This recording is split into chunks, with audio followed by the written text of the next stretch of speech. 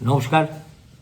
আচ্ছা, কখনো ভেবে দেখেছেন দেশের বাকি সব রাজ্য এক পথে চলে, আর পশ্চিমবঙ্গ কেন প্রায় সর্বক্ষেত্রে ব্যতিক্রম হয়?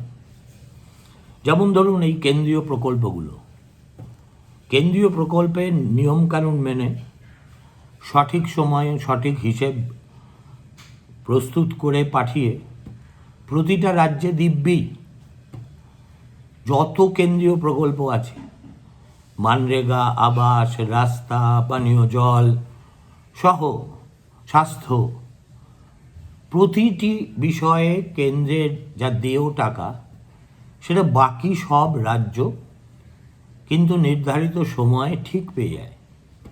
পায় না কে? পশ্চিমবঙ্গ। কেন পায় না? সেটা এত আলোচিত, এত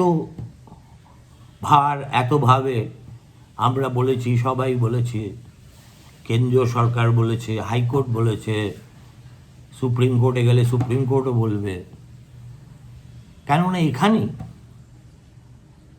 কেন্দ্রের টাকা মানে হরির লুটের টাকা, এবং সেই হরির লুটের টাকা একটা শাসক যখন হাতে পায় তখন সে ধরাকে সরা জ্ঞান করে।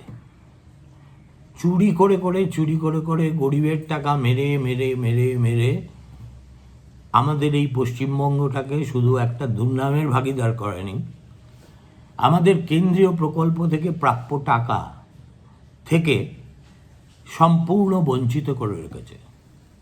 আবার নিজেদের কারণে নিজেরা বাঁশ খেয়ে এখন সেটাকে কেন্দ্রের বিমাতৃসুলভ আচরণ বলে পরিণত করতে চাইছে এই সরকার।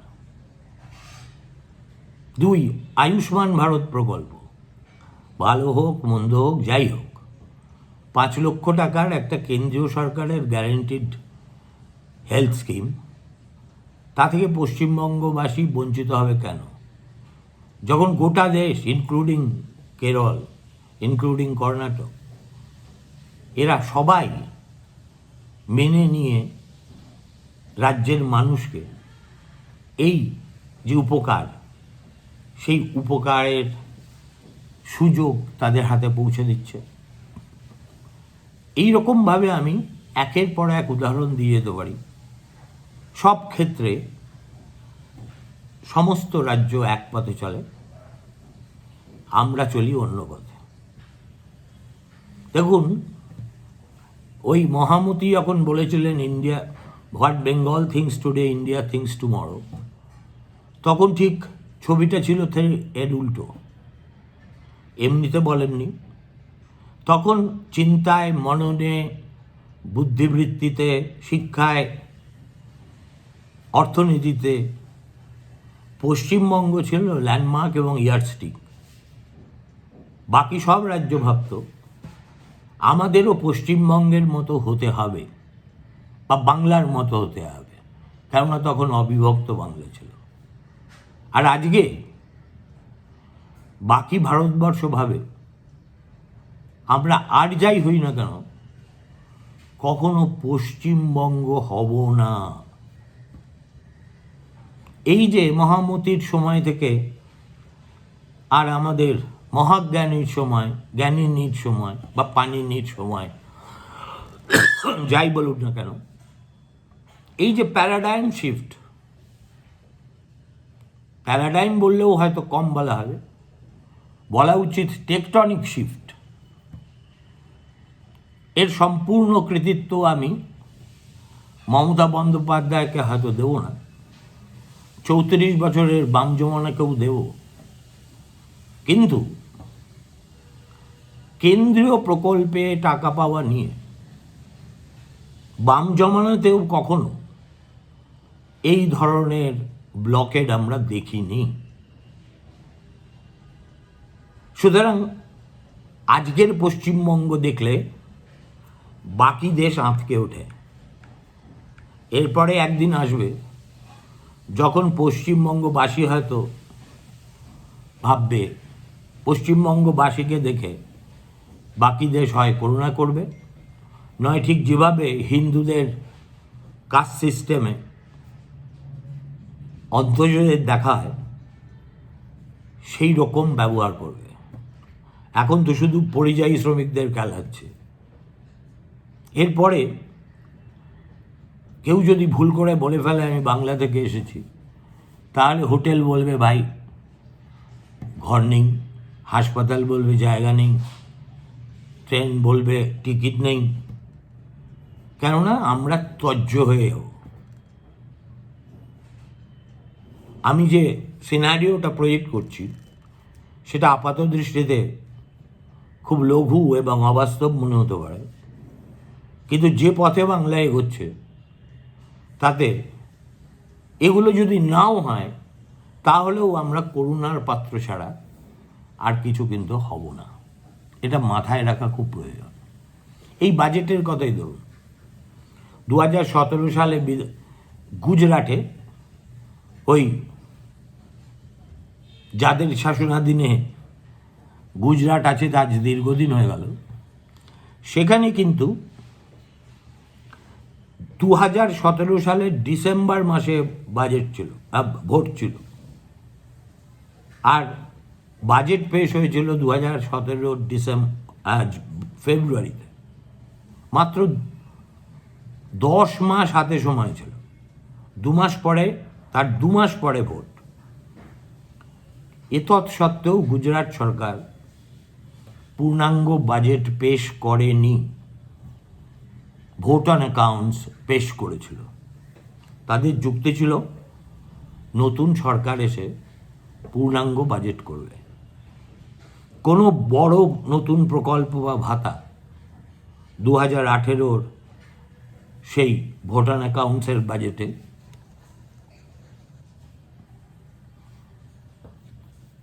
কখনো ঘোষণাই করা হয়নি।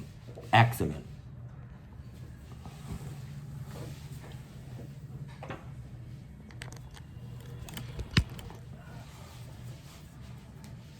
ব্যাটারি কমে যাচ্ছিল, কেলেঙ্কারি। সে যাই হোক, এরপরে আসুন কর্ণাটকের দৃষ্টান্তে। 2018 সালে ভোট হয়েছিল মে মাসে, বাজেট পেশ হয়েছিল মার্চে। অত্যন্ত সংক্ষিপ্ত এবং একটা রুটিন বাজেট। নতুন বড় স্কিম ঘোষণা ছেড়ে দিন, বিরোধী দল এবং মিডিয়া এটাকে বলেছিল কেয়ারটেকার স্টাইল বাজেট। ঠিকই বলেছিল। The government thought itself to be a caretaker government with 2 months to go for elections. They didn't have the audacity or the temerity to produce a full-fledged budget. এবার আসুন Madhya Pradesh. Budget হয়েছিল 2018 সালের ফেব্রুয়ারিতে, আর vote ছিল নভেম্বরে। এতৎসত্ত্বেও খালি ব্যবধানগুলো দেখতে থাকুন, কোথাও 9 মাস, কোথাও 10 মাস, তবু ভোট অন অ্যাকাউন্ট। সরকার স্পষ্টভাবে বলে দেয় ভোটের আগে নতুন আর্থিক দায় সৃষ্টি করা যাবে না। ওই একই বছরে 2018 সালে রাজস্থানেও ভোট হয়েছিল। ভোট হয়েছিল ডিসেম্বর মাসে, বাজেট পেশ হয়েছিল ফেব্রুয়ারিতে। 10 মাসের পরের ব্যাপার ছিল। তা সত্ত্বেও কোনো পূর্ণাঙ্গ বাজেট পেশ হয়নি। বড় প্রকল্প ভাতা ঘোষণা মুলতুবি রাখা হয়। তেলেঙ্গানা 2023, ভোট হয়েছিল নভেম্বরের 2023-এ, বাজেট প্লেসড হয়েছিল ফেব্রুয়ারি 2023-এ। কী করা হয়েছিল? অত্যন্ত সীমিত বাজেট। নির্বাচন কমিশনের সম্ভাব্য আপত্তি মাথায় রেখে নতুন স্কিমে হাতি দেওয়া হয়নি। দেখুন, এই আপত্তি নির্বাচন কমিশনের থেকে আসবেই আসবে পশ্চিমবঙ্গ বাজেট সম্পর্কে। আর কেন্দ্রীয় সরকারের কথা তো আমি আগেই বলেছি। 2004-এ বলুন, 9-এ বলুন, 14, 19, চারবারই হয়েছিল ভোট অন অ্যাকাউন্ট। তাহলে পার্থক্যটা কেন? পার্থক্যটা হচ্ছে, আর এই রাজ্যে যেটা হলো সেটা হচ্ছে ভোটের 2.5-3 মাস আগে পূর্ণাঙ্গ বাজেট, ভাতা বৃদ্ধি, নতুন প্রকল্প, ভবিষ্যৎ ঋণের দায়। তার মানে কি? এর লার্জার মেসেজটা কি? ভোটের মুখে বাজেটে বাকি ভারতবর্ষ সংযত থাকে, কিন্তু এই রাজ্য বাকি ভারতবর্ষের অংশ বলে নিজেকে মনে করে না। ফলে তারা একটা স্বাধীন প্রজাতন্ত্রের মতো ব্যতিক্রমী আচরণ করেই চলে। কেননা আপনারা আমরা সবাই তাকে ভোট দিয়ে নির্বাচিত করি, আর সেটাকেই অনাচারের পাসপোর্ট হিসেবে এই শাসক 15 বছর ধরে ব্যবহার করে চলেছে। এখন সেই কারণেই এই যে বাজেট, সেটা আসলে কিছুই নয়, একটা নির্বাচনী অস্ত্র। এখন নির্বাচন কমিশন যদি চায় এবং চাইবে, এই বাজেটকে বিষাক্ত সব প্রশ্ন দিয়ে বিদ্ধ করতে পারে। এই বাজেট আদালতের আঙিনায় যেতে পারে। দুটোর সম্ভাবনাই অত্যন্ত প্রবল। এবার আসাই কেন এই রাজ্য সর্বক্ষেত্রে ব্যতিক্রমী আচরণ করে। তার একটা কারণ কি জানেন? পশ্চিমবঙ্গে শাসক নিজেকে জনতার সেবক মনে করে না, মনে করে তারা জনতার মালিক। আবার বলছি, ডেমোক্রেসিতে political leaders are supposed to be servants of the people. But here in Bengal, with Mamata Bandyopadhyay, we are treated as Chakur Bakur, and as she considers herself, Bengal as her personal property. Period. দ্বিতীয় আর কোনো ব্যাখ্যা দেওয়ার প্রয়োজনই নেই। এই মানসিকতা থেকে কি হয় জানেন? যে কথাগুলো শোনেন প্রতিধ্বনিত হয় দেয়ালে দেয়ালে রাজ্য জুড়ে, সেটা হচ্ছে বাজেট হয়ে যায় আমার টাকা, কোষাগার হয়ে যায় পার্টির রিসোর্স, আর প্রশাসন হয়ে যায় ক্যাডার সিস্টেমের এক্সটেনশন। ফলে নির্বাচন এলে প্রশ্ন ওঠে না আমার আপনার অধিকার আছে কিনা, বরং ধরে নেওয়া হয় সরকার তাদের যা খুশি তাই করবে, আর আমরা সেটা ছাগল, ভেড়া, আরও নানাবিধ চতুষ্পদ নিরীহ প্রাণীর মতো বারবার মেনে নেব। দ্বিতীয় আরেকটা চিন্তা থেকে আমার ধারণা, পার্টিকুলারলি এবছর এই বাজেট পেশ করা হয়েছে, সেটা হচ্ছে নির্বাচন কমিশনকে প্রতিপক্ষ হিসেবে ভাবার সংস্কৃতি। বাকি ভারতবর্ষ নির্বাচন কমিশনকে একটা সাংবিধানিক রেফারি হিসেবে দেখে। এই রাজ্যে নির্বাচন কমিশন হচ্ছে শাসকের রাজনৈতিক শত্রু। তার ফলে কি হয়? মডেল কোড অফ কন্ডাক্টকে নৈতিক সীমা হিসেবে দেখা হয় না, এড়ানোর বাধা হিসেবে দেখা হয়। অর্থাৎ আমি যা চাইছি তাই করতে চাইছি, কিন্তু এই শালারা আমায় করতে দিচ্ছে না। নিয়ম মানা হয় না, নিয়মকে চ্যালেঞ্জ করা হয়। পূর্ণাঙ্গ বাজেটও আসলে সেই মনোভাবেরই প্রতিফলন। আইনে লেখা নেই কোথাও ভাই যে করা যাবে না, অতএব করব, বেশ করেছি করব। আবার যদি ভগবানের কৃপায় 2031 সালে ফেব্রুয়ারি মাসে আমাদেরই বাজেট করার সুযোগ হয়, তখনও তাই করব। কেননা We have been taken for granted. Please understand that. যে কারণে আমি বারবার বলি, this vote should be turned into a plebiscite.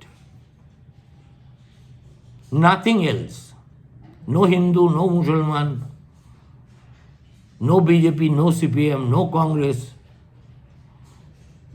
রাজনৈতিক দলগুলো যারা যা করার করুক, তারা তাদের মতো কাজ করবে। জনতা হিসেবে ভোট হচ্ছে আমার একমাত্র অস্ত্র। এবং আমার কাছে অন্তত এই বছরের বিশেষ তাৎপর্যটা হলো, আমরা এবারের ভোটটাকে এই শাসনের বা অপশাসনের অবসান হোক এই প্রার্থনা থেকে দেখব না।